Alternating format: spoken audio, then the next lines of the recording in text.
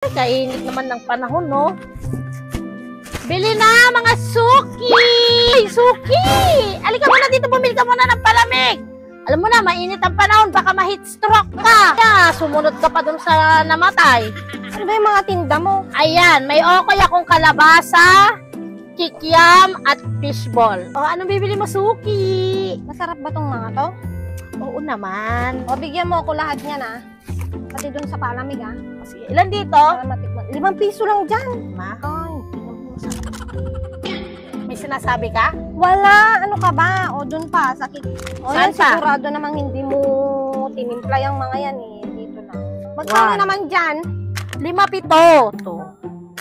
Ang mahal naman na ngayon niya. Ano ka ba, te? Nagmamahal talaga lahat. Tsaka yung piso 2, nung panahon pa ni Lola mo yun. Saka yung kalamig, ah. Gusto ko yung sinlamig ng aircon niya. Mukhang galante ka. Madami kang binili, ah. Oh, ayan na, oh. Sige. O, magkano ba lahat to? 30.